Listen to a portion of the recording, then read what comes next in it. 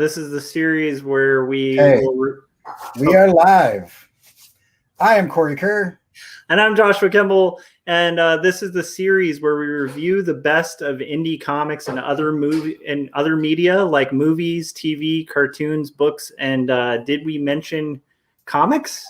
So the idea that we have here is that we're kind of pulling back the curtain on our inspiration as artists. And we're going to be trying to kind of tackle a different book every week. So this week's book is Cory Kerr's pick, and then next week will be mine. And then we'll talk more about this at the end of the show. But since we conveniently are the IRS, you can go to irsagency.com and check out more information on how you could also submit like your own suggestions for the lists, get in contact with the show and subscribe and all that fun stuff. So this is going to be a community-based thing too. You'll also see the books that the books, movies, and TV shows that we're going to be talking about. We'll have it on the schedule. And so if you want to read along with us, if you want to submit user comments, we would love to pull up what you guys are talking about, what you guys are doing with what we're talking about on the air. So there's instructions on how to do that on that page as well. Sweet. Cool. So Cory, before we get into the meat of the show, we got plugs to get out of the way. We're both creators. We both make art and make other things. So where do we want people to head, after they've checked out these fine reviews? And of course, like if we liked the books, picked up those books, where should people check out your work, Cory? So you can check out my stuff all the time at corykerr.com. And if you go to corykerr.com/online, that'll show you links to YouTube and Twitch and Instagram and Twitter and all that jazz. But specifically, go watch some of my cartoons. I've got those under the animations link. And I've got the Endo Exo, episode 1 is up and those type of things. So go check it out. I love it. That's exciting.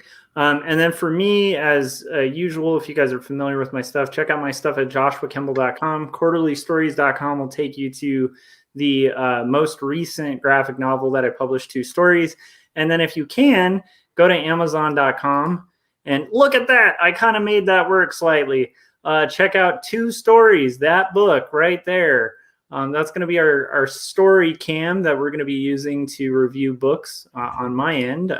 Cory has his own setup as well. But anyhow, go to Amazon and buy 2 stories. Go to 2 stories and buy Amazon. It's a graphic novel about faith and mental illness, hand-lettered, hand-inked, and 125 pages. And we got the plugs out of the way. Should we get into the meat of the show? Sure. So since this is episode 1, what we're going to do is we do have a structure, and that structure is going to be that we're going to talk about the characters and the plot. We'll talk about what we think the meaning might be, what some of the themes are, and then what we're going to steal from it, what we took away from it, how it inspired us, and then I guess whoever's not presenting is just going to interrupt whenever they want. I don't know how that's going to work, so we'll see how it goes. The main idea is if it's a book we both read that we liked, we're going to try to convince you, the viewer, to go check it out or potentially like buy it. If it's like a book, like in this case, it's a book I have not read and Cory has read.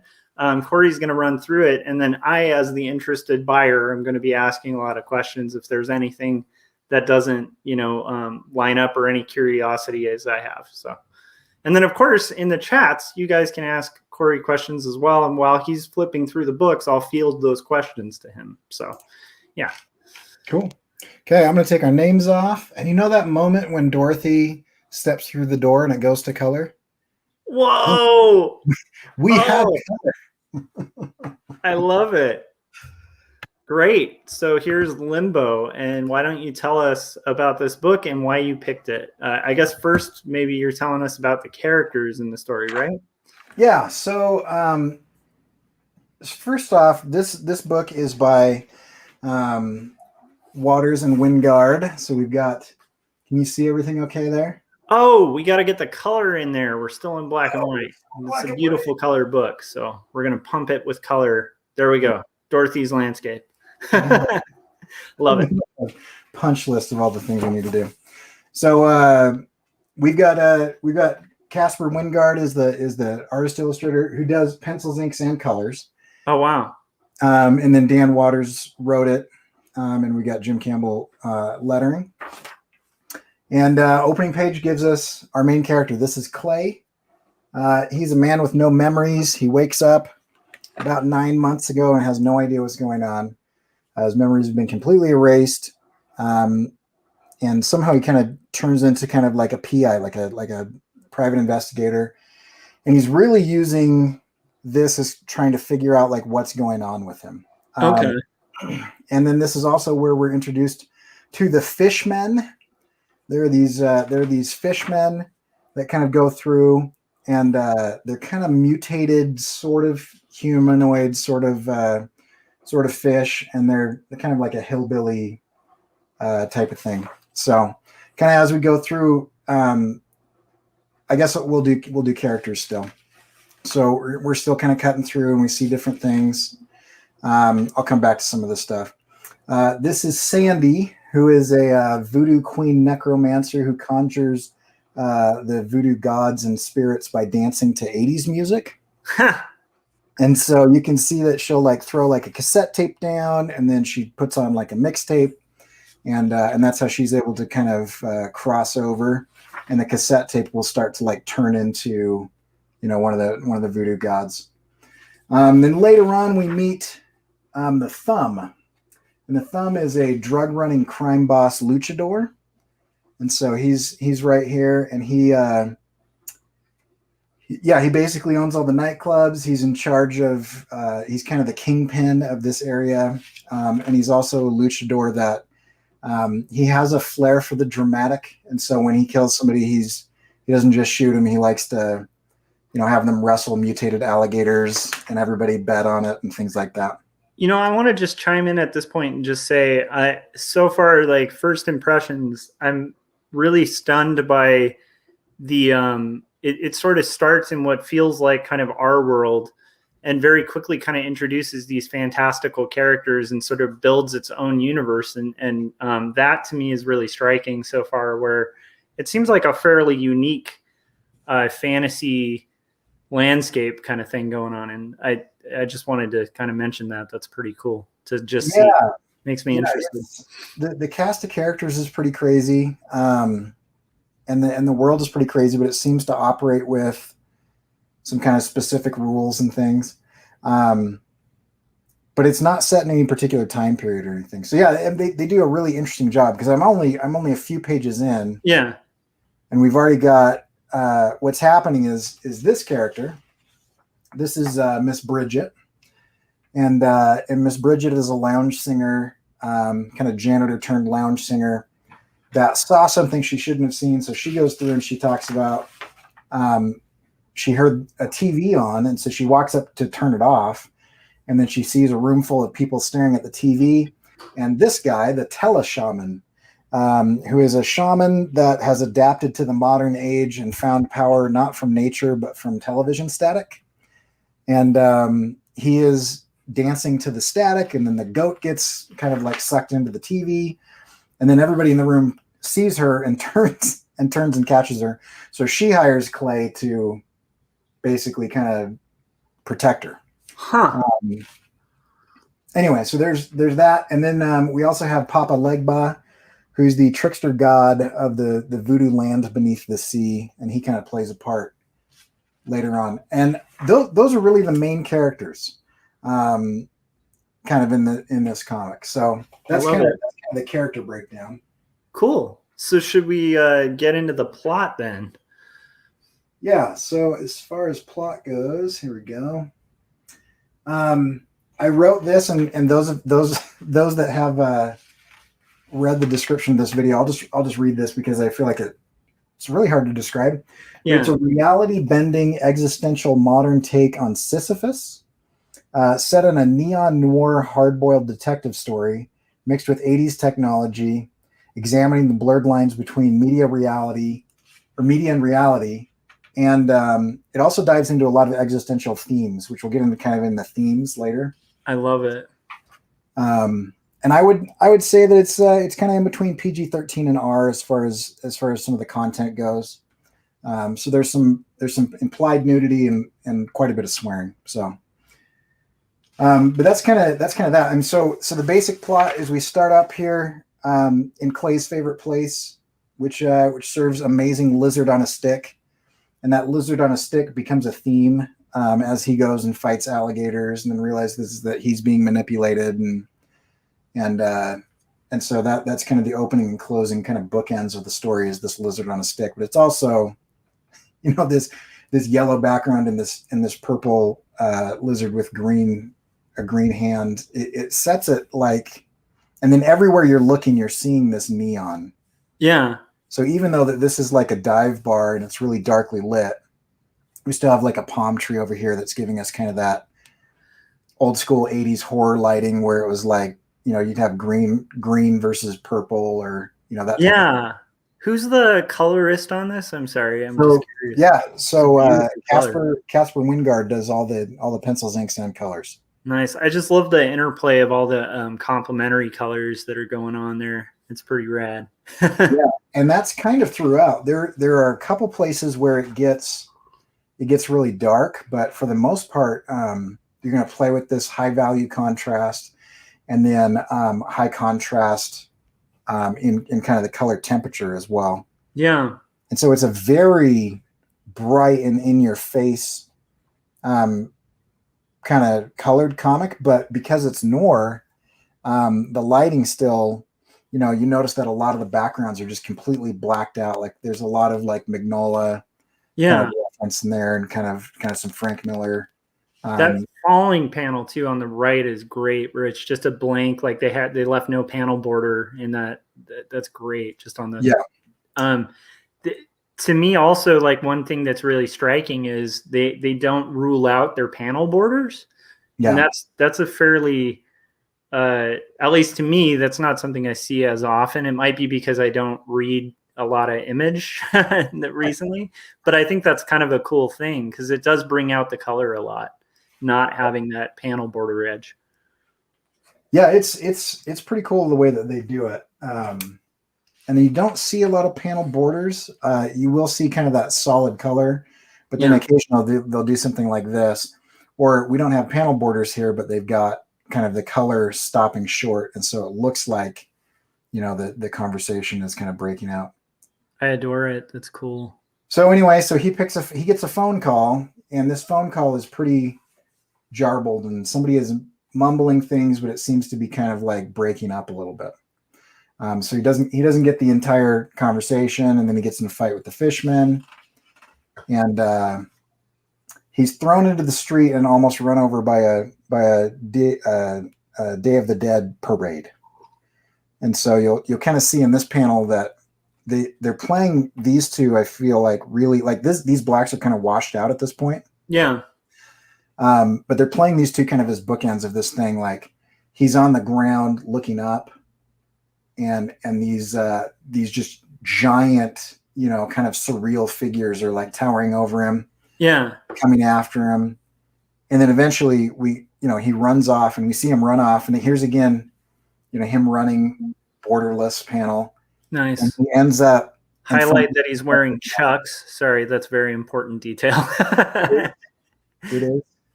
And for whatever reason, his hands are constantly taped up like a Street Fighter. Like he just kind of reminds me of like Ryu.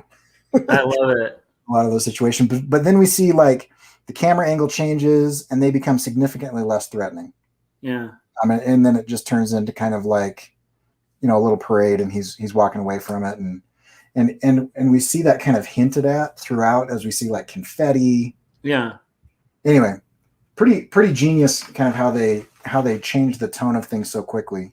Yeah, I even was just noticing the subtlety of like having the confetti fall on that page is from top to bottom to kind of flow through the panels is kind of brilliant too. It's just you kind of see it flow here. That's so amazing. Wow, that's really cool. And that's something that is the way they flow through panels is brilliant. I'll show you a page that it should make no sense. Okay, but it's so brilliantly done that even though you're not going top to bottom, left to right, you're just like wandering around everywhere. They lead your eye exactly where they want you to go. It's pretty incredible. And then I love stuff like this. So he's kind of like giving us he's monologuing, because it's a hard-boiled detective story.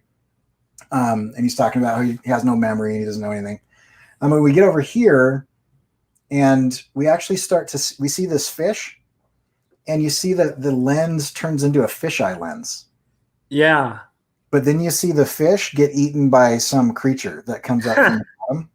And so we're actually we change perspective going from top down kind of narrator to bottom up. And that becomes really important later as you see that a lot of the manipulation that are happening to these main characters are from the beyond, the world that they call the world beneath the sea. And you've got different gods from different pantheons, like Dagon, the fish god, and awesome. different characters that are kind of involved.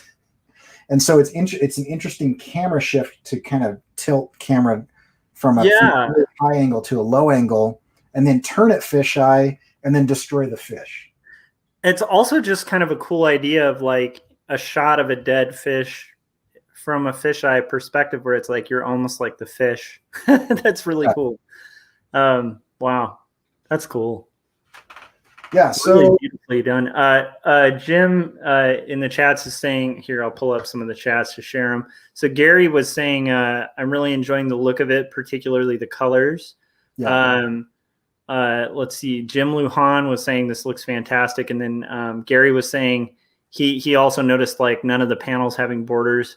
And then Chris Cawagua said these are great looking colors. So I think this is a pretty awesome looking book so far, Cory. Yeah. Yeah, I agree. And you'll notice that a lot of the, even though they're changing scenes, a lot of the characters kind of. Sometimes in comics, when I see a lot of just blank color panels with just a figure, it feels like a cop out, Right. But the way they're doing it here is so stylistic that it doesn't feel like floating heads or just singular characters on a solid background. It's very really well designed. I'm really very impressed by this book, because technically in theory, I would think that shouldn't work, Right. But it does. That's really cool. Wow. Yeah. And the cool thing is it's not like the artist can't draw backgrounds. For sure. He does. He nails it.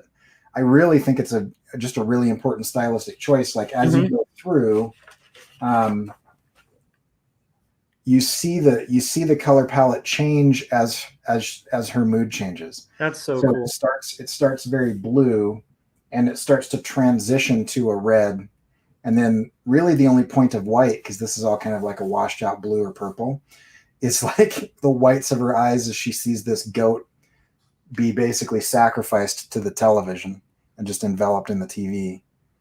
Yeah, dude. The colorist is winning the day on this book. I love the art, I love the inks, but this colorist is just on fire. I can't believe it. Well, they're all the same guy. He's just amazing. Wow. And he went on to do some Star Wars books after this. So there's Darth Vader scenes that are kind of colored in a very similar way. That's so amazing. Anyway. So this is Bridget telling him why she's in trouble. And there's this kind of theme of masks that are kind of throughout. So we've got the villain is masked. We've got the heroine or the client is masked. And then there's all these masks on the walls. And later, as we get into kind of the theme of things, you'll see kind of why I think that is. I love it. So I'll just kind of speed past, because this is a whole trade paperback. So I'll just flip through. So he goes and he starts recording. The thumb and his enterprise, and it looks like the thumb is drug running with the fishmen. So the fishmen are kind of the delivery system. He catches this he records it on a giant VHS recorder. The thumb's a pretty evil dude. He sacrifices one of his guys as payment to kind of breaks his neck there, and sacrifices one of his guys to the fishmen so that they can eat him. Sorry, that giant crack in a condensed sans serif is that's great for a sound effect.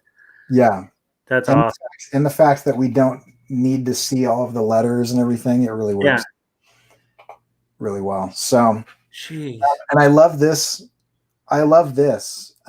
because what we're doing is we see the thumb kind of walk off into this almost cosmic doorway. We don't know exactly what's going on. We have kind of this vignette. Then that mirrors the fishmen kind of taking their prize, off into the swamp, into this kind of glowing area. And then we see we're back with the thumb, and we see that, and we cut back. So we're like juxtaposing these two, the fishman and the thumb. And then we see Bridget, no entry, which is probably very, symbolic of, there's always a little bit of a kind of a love interest situation. And I think that's kind of very clear. And then we see the no entry hallway open, and there's just a rooster ominously staring. That's so cool. And so you kind of get this, this kind of like juxtaposition and Z pattern on these pages. Anyway, it's phenomenal. I love the way that they're doing it. And then they end each issue with TV static. Oh, I love it. Okay. So, and then we see the teleshaman in like this library full of VHS tapes. Oh, see, here's the rooster. So this is a valuable question too. Is this a continuing series, or this is the full collected series? So this one trade paperback is the entire story, though both Caspar and Dan have hinted at there being a number 2 at some point in time. But it's been 5 years, and they both went off to do some big 2 books, and they just got back together to do Homesick Pilots. Okay. Which is a very similar looking story, but it's set in the 90s instead of in the 80s. Cool. Okay. Well, let's keep going. This is looking great though, man. And by the way, Kayla was saying, I'm just sketching and listening, but this is super interesting. I'm excited to start reading comics. And I feel the same way. Like, this new format and this show, I think, is also an excuse for Cory and I to sort of force like we were joking when starting this is going to be a great way for us to force ourselves to kind of reintroduce ourselves to comics that we love. And also, as a cartoonist and as animators and cartoonists, we can kind of lose touch with the very things that we love. And so this is a really great way for us to explore. And holy crap, look at that page. I was slowly waiting for you to finish. So in the second issue, he gets so the first issue is Clay versus the Thumb, and the second issue is Clay versus the Teleshaman. I love it. So the Teleshaman, and what I love about him is his character design is both Native American and samurai and 1983 kind of ring and stick bunny ears antenna. And just this silhouette. I mean, he's got kind of the shoulder pads, but not really. I mean, it looks very samurai. Anyway, so he gets pulled into the TV, and this is where things get really weird. Oh, it went black. I don't know what happened with the screen. Why did it go black? I don't know. Let's see if we can get there we go. We're back. All right, let me see if I can. I'll rig this better next time. But yeah. You guys bear with us too. We're just starting, so we're gonna get the technical stuff all down. But I think this is working very well. Okay, so by the way, also gotta just mention, like, these characters, like the villain names are just classic. Like the Thumb is a great villain name for a bad guy, and the Teleshaman is a pretty great one too. So I'm digging that too. That's a lot of fun. Yeah, it's so good.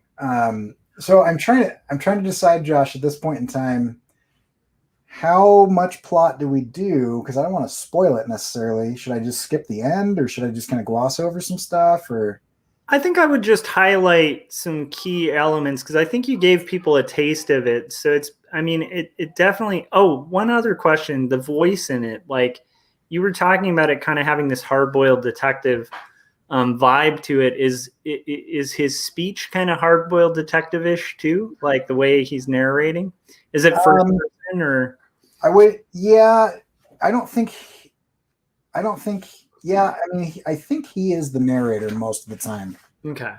So I think we got a good view of it. So maybe just highlight some of the pages, because it's definitely like, to me, that's enough to be intrigued and just to be blown away by the art. And I can definitely see, why it's appealing to you. although like once again, so maybe just highlight some pages, and then we can get into kind of what we took away from it and the style and the art, that kind of thing. So for the most part here, he gets sucked into the TV, and this is a really interesting experience because he starts out on a kind of like a game show, and then they kind of have the banter, and I love that she's got the 80s haircut and that. But then this is where I really feel like Caspar starts to just really show off, and so he starts to get attacked by like Betty Boop style characters, and then he's fighting the teleshaman, and then they have this kind of throwdown conversation, and you can see that the thumb is able to see what's going on in the TV, and the teleshaman is able to spy on everybody. He's kind of got these big brother abilities, and so anything that anybody screen in their home, he can spy on them. And then we've got Papa Legba who's being summoned here, but this is where I wanted to show everybody this. This is the craziest page, and you'd think you'd go this way, but then you start actually following him. Oh, dude, that's so cool. As he leads you, all the way through this, and then off camera, the teleshaman shows up as Max Headroom, and is like threatening him, and the lettering here is great because it is pixelated lettering. I love it. I love that spread. I like, oh my gosh, I want to steal that. Which we'll get into. By the way, you guys, we're both creatives too. Like Cory and I both create comics and illustration and animation and all sorts of stuff. So another purpose of this show is like a spread like that gives me so many ideas. Right. So it's also like looking at stuff that we can borrow, right? Or get inspired by. And to me, that's just brilliant. Wow, this is cool. Right. So then his buddy shows up and she realizes what's going on. So Sandy is like, hold on just a second. So she plugs an old Nintendo into the TV and starts controlling the characters in a Street Fighter style fight. And she puts in the Konami code, which gives him a bunch of extra lives. And then he grabs the remote and he fast forwards this guy to death. Wow. So anyway, that is so surreal and just fun. Yeah, and then he ejects himself from the TV and he crawls out of the VCR. I am really impressed by that. That just also just the level of play, like it's sophisticated the way it's being executed, and then when you see that level of play with the paneling, you can definitely tell, like, at least at the layout stage, he must have been having a lot of fun with that. Right. That's amazing. Wow, Cory, you've picked a good one here. Yeah. So then he gets attacked by basically, like, I don't know, a brass band of the dead that is able to hypnotize everybody into vomiting snakes at him. Wow. And so they escape. They end up in like a warehouse full of mannequins, just because, now we're moving more away from hard-boiled into like horror.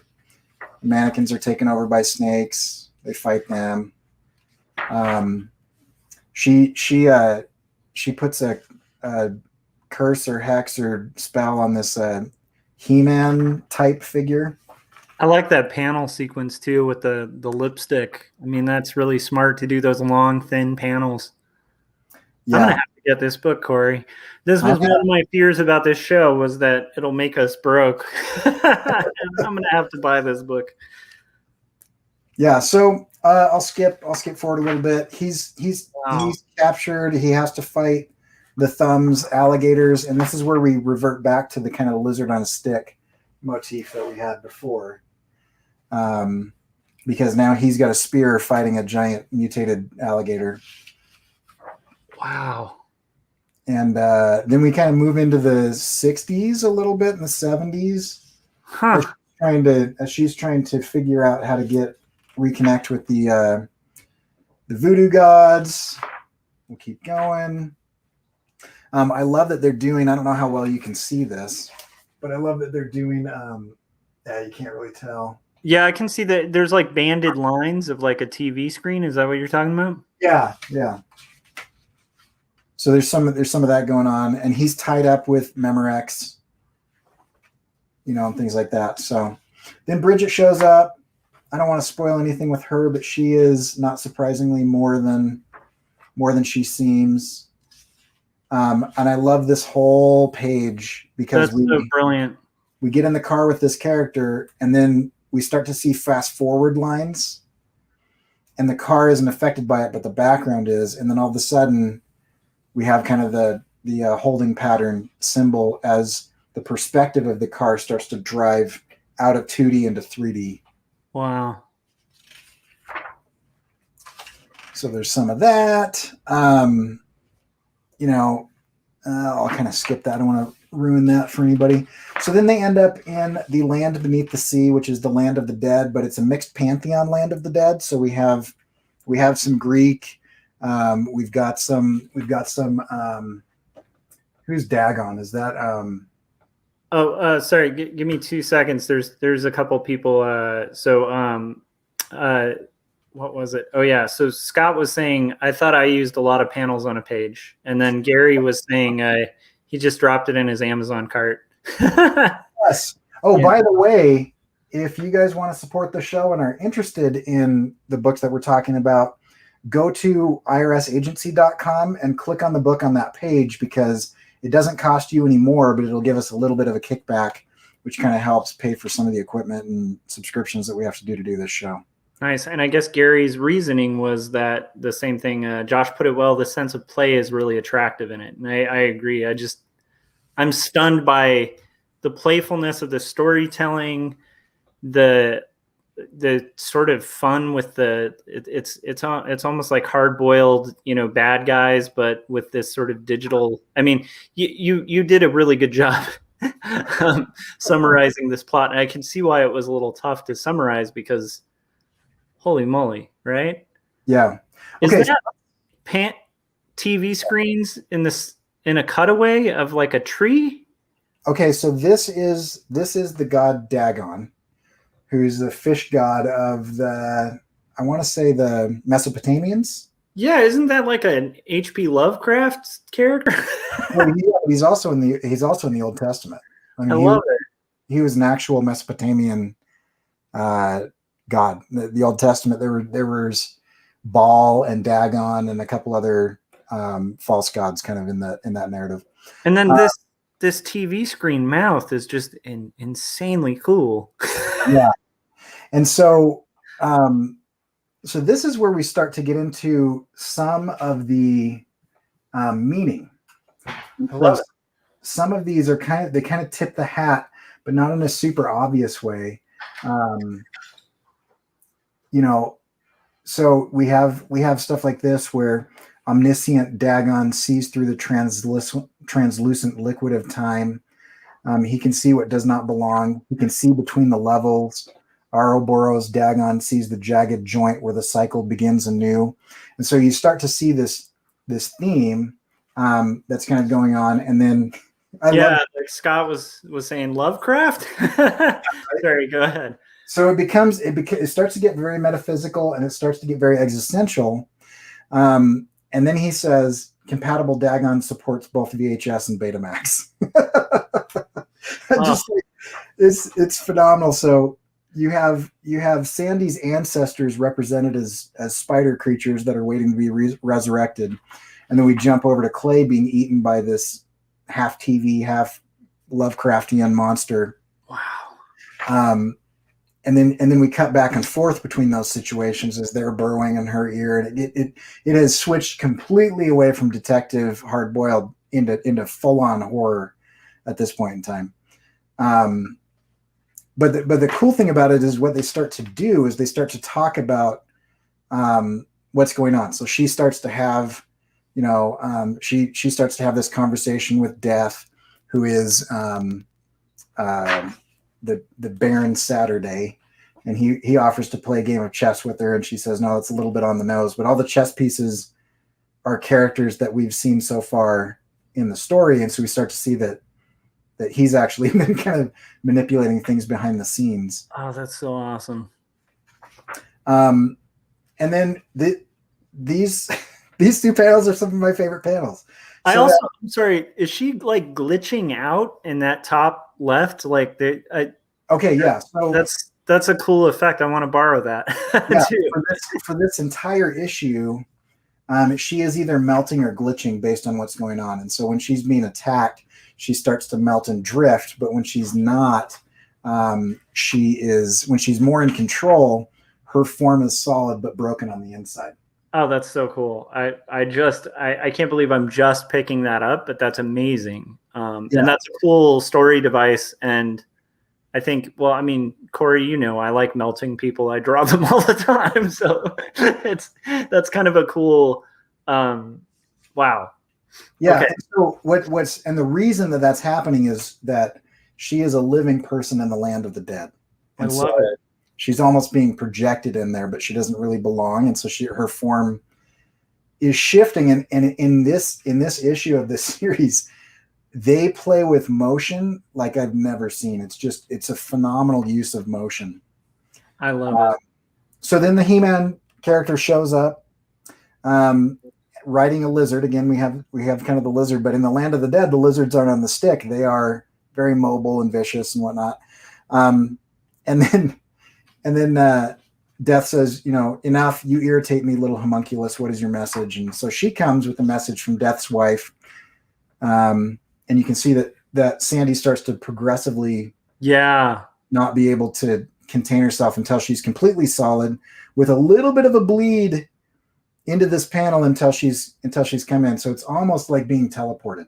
See, I love this kind of paneling because I think a lot of the times when people try to do dynamic paneling, they'll think in terms of like the McFarlane kind of panel, which is kind of crazy. Some of the paneling he used to do in like Spawn, you know, Mm-hmm. But it's like, it doesn't have to be like all circles and like flowy and crazy. Like you can do crazy complicated things with like a simple grid, because I love that. Like that's one thing that's really impressed me about this so far too, is like how much they're taking a basic grid and then just kind of like just doing things like having that flow into the other panel and having this interplay of paneling. It's really cool.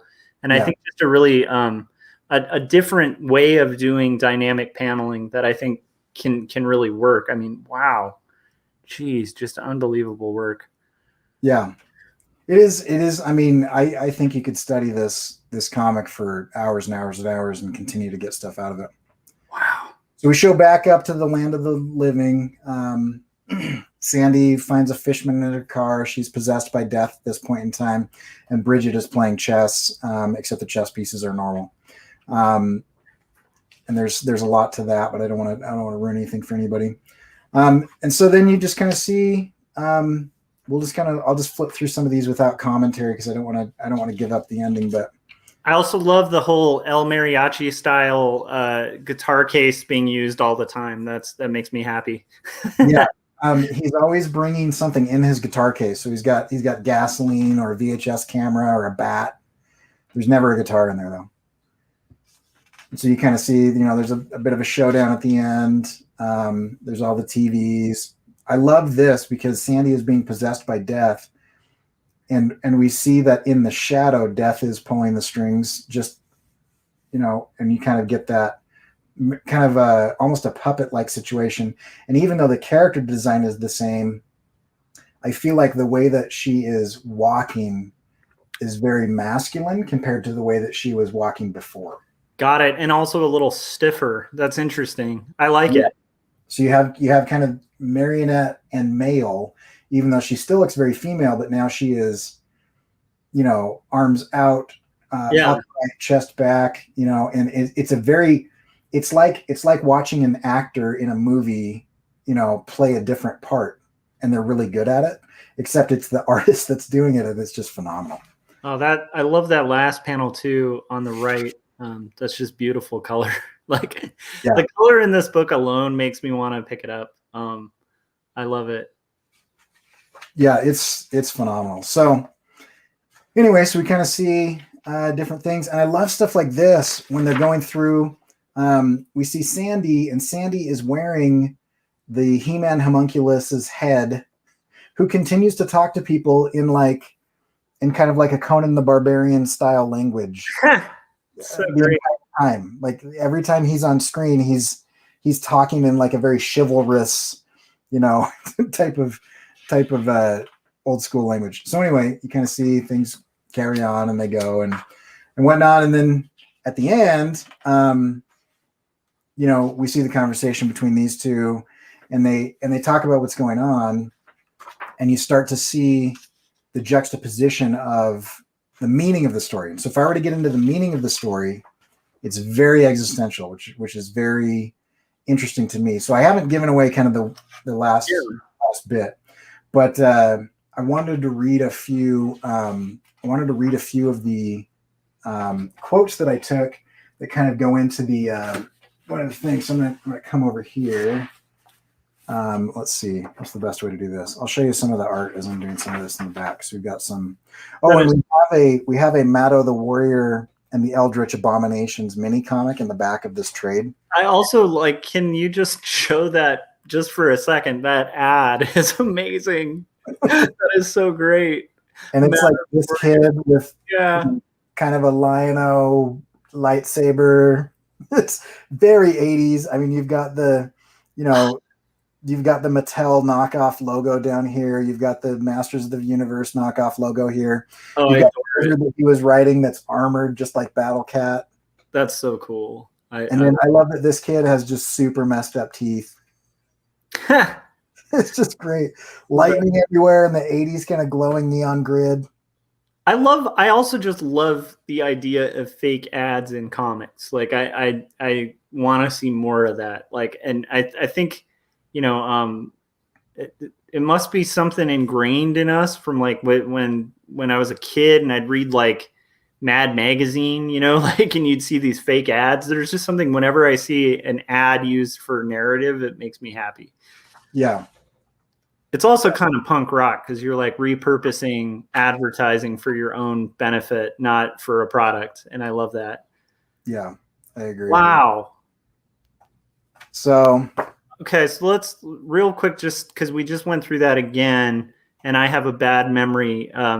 Who's the artist again, and what's the name? Just everybody peeked through that whole thing. Let's hear the name of the artist in the book again. So Caspar Wijngaard and Dan Waters. That's amazing. Yeah. What a amazing book, and that's called Limbo. Yeah. Ooh. And there's a really good interview with the both of them and the guy who does Strip Panel Naked on YouTube. It's three and they talk about their interaction, and it's pretty interesting to see how both of them are very active in the visuals and the writing. I love it. And so, they showed that page that we did with the page with the teleshaman. They showed the script on that, and it was written out. Like you could see, let's see, where is that page? But you could see kind of the boxes and everything that they did. And so what Dan did is, where is it? It's right here. So what Dan did is he actually gridded it out, and then just put solid boxes with text, Army, Western, into a shootout, into anime, into a football game, into whatever. And then Caspar came in and kind of fleshed it out. And he actually drew all of the clay characters first on different layers in Photoshop, and then was able to kind of just move them around in placement, and then try to figure out how to get them from one scene to the next. You see him climbing up the sewer grate here into a ladder. Yeah, I mean, that is just, and even, where he's stepping on the helicopter. I mean, that's so clever. Yeah, that's amazing, man. Yeah. That I'd say that spread alone, that's about the point where I was like, I have to buy this book. So if you also feel like you have to buy this book, then go to irsagency.com and click on the link there because it gives us an affiliate link. So I really want to talk about the meaning. I want to talk about the meaning of this because the meaning is really fascinating. So I'll just read a couple quotes. So this is Bridget explaining something. She says, each screen creates the next. And she takes the camera, and I don't know where it is in the book. I'll get better at this.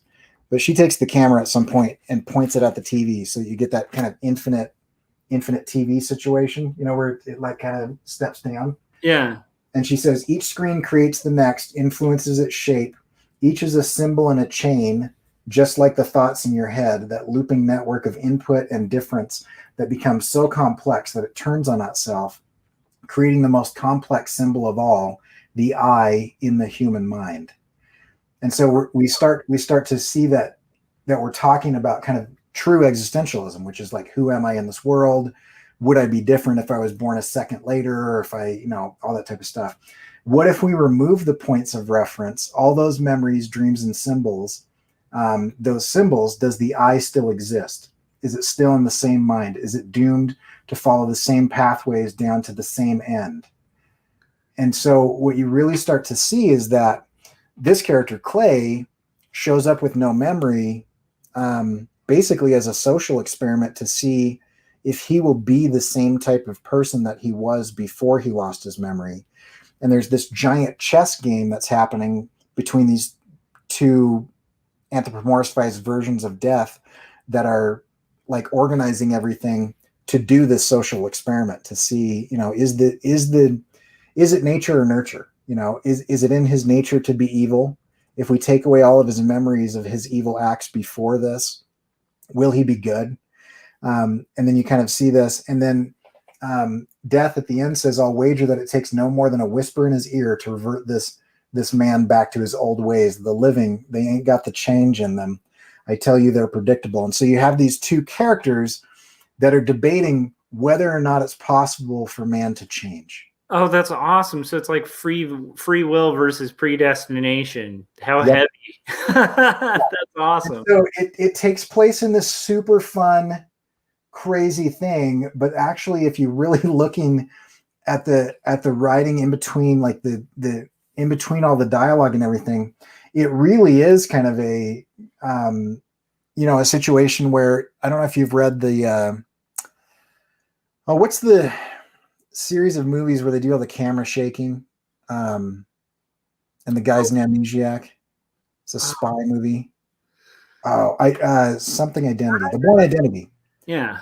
It's a very similar thing to The Bourne Identity, where throughout the book, not the movie, because the movie is very loosely based on the book. Got it. The book, he wakes up an amnesiac, and then he continues to reveal layer upon layer about himself.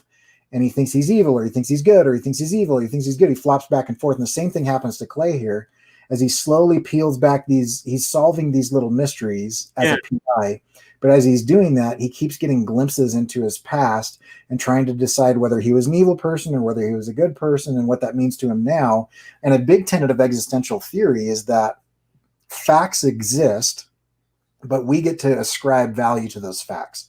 And so the things that we've done in the past and the things that have happened to us in the past, we can't change those, but we get to put value to them or not.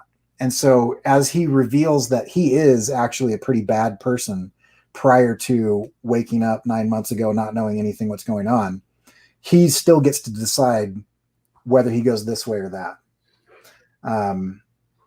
And so anyway, and then also on top of that, there's the Thumb has this monologue where he goes through and he talks about how the detective is insane in all the stories. He's like, the detective is insane. Yeah. I'm not talking about this, but he's talking about hard-boiled detectives. He's like, you have this person who sits alone in his office, a client comes, because that happens, the detective chases all these leads, gets beat up, gets physically harmed, risks death, and then at the end wins nothing and sits in his office and waits for the next client. He says the detective in hard-boiled stories is the modern day Sisyphus. And so then we realize that Clay is both this kind of like avatar for the self, our perception of who we are, and a modern day version of Sisyphus who is trying to continue to do this thing over and over again. And at the end of this story, you see at the very end, they like reset. Yeah, so it goes like this, and they go here, and they go here, they go to fuzz, they go to stop, and they go to rewind. Oh, that's so smart. So it is literally, I mean, that is Sisyphus, because it's like having to repeat, or maybe possibly like a more modern version would be like Groundhog Day. Right. Gary was asking, I think we answered that. Is Limbo just a title, or does it explain a bit of what's going on in this? And I'm guessing this is pretty much like after this man's passed away, and now he's kind of being sort of like a chess piece in this bid between whether man will have the ability to change with free will, or whether they'll repeat their same mistakes, like no matter what the inputs. And that's that. I mean, so mind blowing, man. You're right, except he's alive, and so I guess this will explain part of it. But what we find out about midway through the story is that this is all taking place in Clay's mind, and he is in a coma, and the only thing that's keeping the doctors from unplugging him is that he continues to move his index finger. Oh, okay. And so he should be dead, but Death and Death's wife decide to play a game with him based on his memories. So they take his memories away and build a world out of his context. And so that's why everything is built out of 80s tech. Dude, that's amazing. Okay, cool. Should we talk now about what sort of, I mean, I think we touched on a few things, but inspiration, how does this, should we cut back from the book or show the book still? Yeah. I'll come back over here and go black and white. Oh yeah. We're sticking to black and white when we're showing ourselves, and then what we do. But so yeah, Cory, that was mind blowing and really cool. It makes me happy we're doing this, and I only hope I do as good of a job on next week's book, because that was very fascinating and compelling, and definitely makes me want to get the book. So great job, kind of like summarizing it and stuff. So you definitely recommend the book, right? Highly recommended. Okay. Yeah. Now let's get into highly recommended with a caveat. Yeah.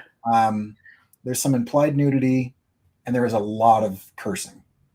And so depending on your level of comfort with some of those elements. Yeah, this definitely probably isn't like a book to go get your kid. I wouldn't. Yeah. So and everybody, and there's nothing wrong with that. Everybody has different levels of comfort with different types of content, but so the cursing's pretty rated R. They drop the F-bomb quite a bit. Okay. I highly recommend it for a number of reasons. If I'm talking about what I'm going to steal, and I mean why I picked this as the first book that I wanted to talk about because of the influences. I think the content of it, if you look at a lot of the work that I do, I mean, I'm wearing it right now. You've got, where are we? There we go. I love the mixture of kind of retro technology and nature and kind of the weirdness of kind of the older tech. I just love that it's just clunky rectangles of plastic and those type of things. And we were just trying so hard to be cutting edge. And there's some sort of kind of nostalgia to the big clunkiness of it.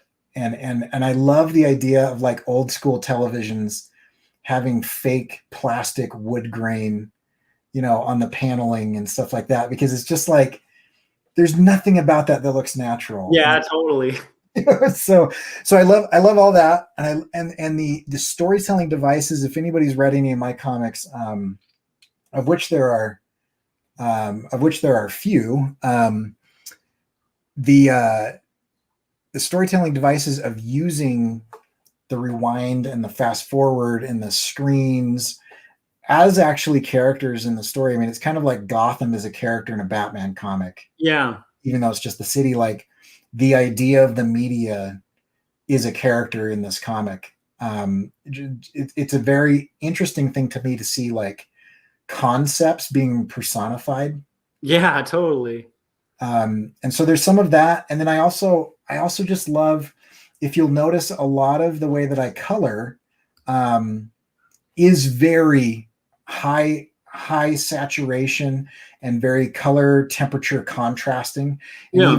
even to the point where I will go in and I'll do like a radial gradient with very low opacity. Like I usually do like 20% opacity and a radial gradient, just to like give it a little burst of opposing color, so that even in my shadows, it'll shift between like a warm and a cool. I totally see that. Yeah, I could definitely see the influence of the color from this on your work, because it's playing with like highly saturated, but also like a lot of complementary and a lot of gradient washes kind of overlaid over color. It's really cool to see that in your work. That is really inspiring too. And then the last thing that I think I'd steal or be inspired by is I like that it deals with some kind of intellectual, heady concepts. Mm-hmm. It doesn't beat you over the head with it. And if you miss those concepts, you can still enjoy the comic. Yeah. Because I like to do some underlying meaning in some of the stuff that I'm doing. I like to have some of that, but I don't want it to ruin the enjoyment of the thing. And so like if you read Limbo and you don't get like, oh, there's Kierkegaard and there's, Sartre and there's all these guys, and you're not getting like, existential philosophy out of it. It's still a really fun comic. Yeah. And you can kind of let your eyes glaze over when the teleshaman starts wandering around talking about whatever, or death starts, meandering around. And in the way that it's written in the dialogue, there's meaning beneath the words, but if the meaning goes over your head, you still get the vibe of that character. Yeah. So I love the subtlety of some of the deeper waters that they kind of wade in. I love it. In the chats, Kayla was asking, totally off topic, but Kerr, that is a really cool shirt. Where is that from? This is the only one of these that exists. So this is my artwork on a shirt. I was testing it out, and I don't know. I'm not sure that I really like it. I haven't decided to sell it. It's an overprint. So I tried something and it kind of did that. I love all over prints on a technical note, and I think that one works on you. I've tried to pull off all over prints and I can't. They look terrible on me. Okay, cool. Well, I think that was really fascinating and cool, and I kind of feel like to wrap it, maybe we should tease.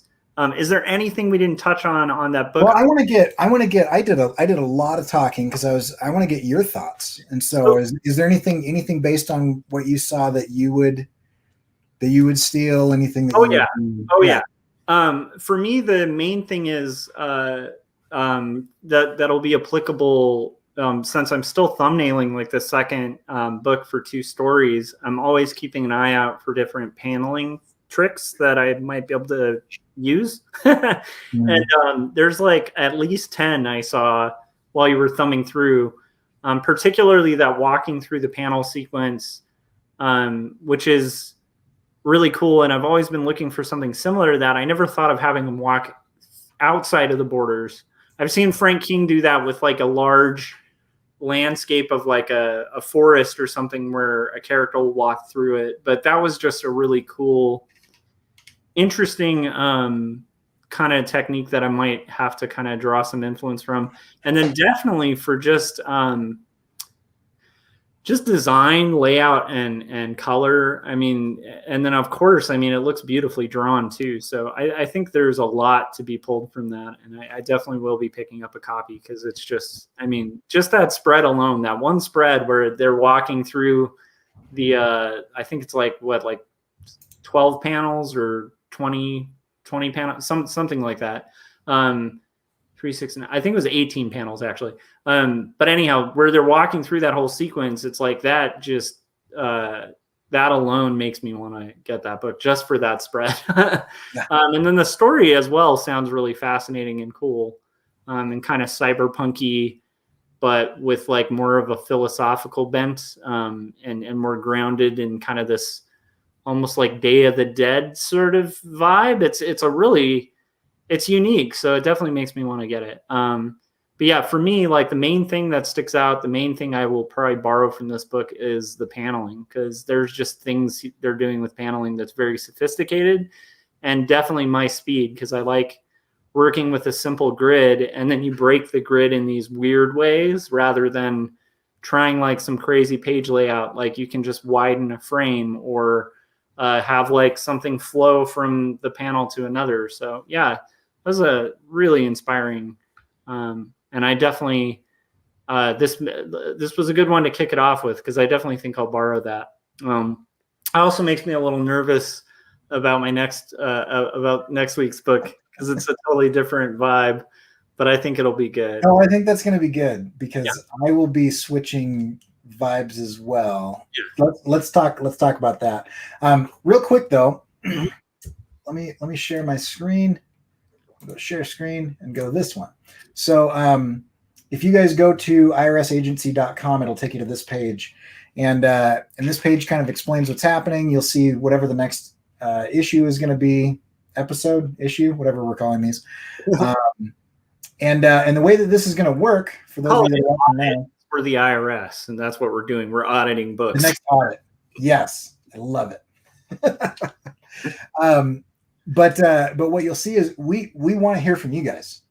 And so anybody who is watching this or is interested in participating, we have an email address. And if you look up here, email us at this address right here, and you'll see it in the description. Yeah. Give us an MP3 file or a link to a video. Try to keep your thoughts to like 60 to 90 seconds. I'd love to hear if you liked it, if you hated it, if there's a takeaway, if you are creative, because this show is for consumers and creators, what you would steal from it. I'd love to hear what you're planning, what inspired you about it. Or if you've just got some suggestions of books that we should take a look at, we'd love to get new books. And you can check that out. And then as you scroll down here, if I convinced you today to buy this book, click on the link here, and the book will cost the same amount as it would normally, but Amazon kicks us back just a couple of percentage points. And so there's that. And Josh, why don't you tell us next up on the schedule, Monday, February 15th? Sure. Yeah. I have it on my cam, and I'm going to have to set it up as nicely as Cory's, but this is Further Grickle.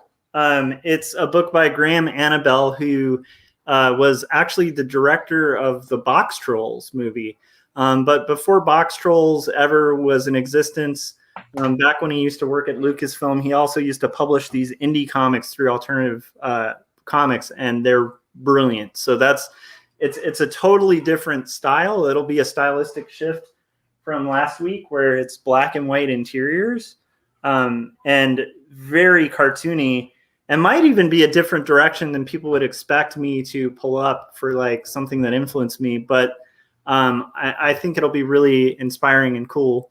And I also, let me go back to our page here that you had. I also want to encourage people to check out this. I was trying to get that fancy thing and I can't. Okay. So I would encourage people, there it is. I would encourage people to try to get, read along with us too. So like, if you're kind of curious to follow along with the books we're doing, and like Cory was saying, you can send in a little snippet. So like, if you happen to read this book or one of the books we have like lined up in the future, you could also participate by throwing in your thoughts as well. But I do think it'll be cool. I think Graham Annabelle will be a really important one to cover too, because he's a guy who, especially a lot of animators, look to for movement and beats and pacing, because he'll take like a stick figure and sort of do it in such a sophisticated way. The movements of that figure that it's just unique to him as an artist. And it's one of those things that makes artists who know how to draw like really jealous, because what he's doing is very hard and complicated and he makes it look easy. So yeah. So that's what we got lined up for next week. And there's a particular story, because it's a collection of different stories. There's a particular story in that the themes and the art and the style have been a massive influence on the creation of two stories, weirdly enough, from that. So I think that'll be exciting. I think I'm starting to see a pattern emerge. I think you're going to bring the intellectual, and I'm going to bring the weird. And I will say Grickle gets pretty weird. There's the story in particular that influenced me is like a very strange, odd story about a neighbor's dog and potential grave burial. So come back and join us next week. And like another thing too, eventually we also will be having occasional guests on to also review their books and their influences as well. And really, this show is going to be built by you guys, who we are going to call our IRS agents. And so if you're an IRS agent and you're going to join our indie review show, IRS, IRS agency is the hub, and that'll give you all the information you guys need to know. And there's also an email list to subscribe to on that page, if you want to be part of that and everything. So we are going the way this is going to work, at least for the next little while until we kind of figure this out, is we're going to stream on my YouTube channel when I'm presenting and Josh's YouTube channel when he's presenting, and then we're going to take those videos down, and we will put them up on the IRS Agency YouTube channel. All that information you can find on the irsagency.com. But we are also streaming to Twitch. And so if anybody's interested in jumping over to Twitch, we're doing that as well. So I love it. Hey, should we do quick plugs at the end here just in case? Yeah, that works. So thanks to everybody who tuned in. Again, go to Joshua Kemble, quarterlystories.com. And while you're at it, after you've picked up this beautiful copy of Limbo, please consider getting this book. Boom, 2 stories. It's a comic about faith and mental illness. It's hand lettered and hand inked. It's an autobiographical story that gets pretty deep and very existential. So if you guys are interested in the existential stuff we talked about, this will probably be your cup of tea as well. So that would be something to consider. And Cory, what can everybody check out? Where can they check out your animations? Where can they also see like the one you're building with Jim Lujan and other animations as well? Yeah, so if you go to CoryKerr.com, everything is there. And if you go to CoryKerr.com/online, you can watch the most recent episode of Endo-Exo, which is the current animation I'm working on. And you can follow me on YouTube, where Jim Lujan and I are collaborating on Breaking the Chains, which is the behind the scenes series of us collaborating for an animation that he is writing and doing the art for, and I'm doing the animation for. And so you can check those out. And I would recommend checking out the comic that I wrote that was in the anthology.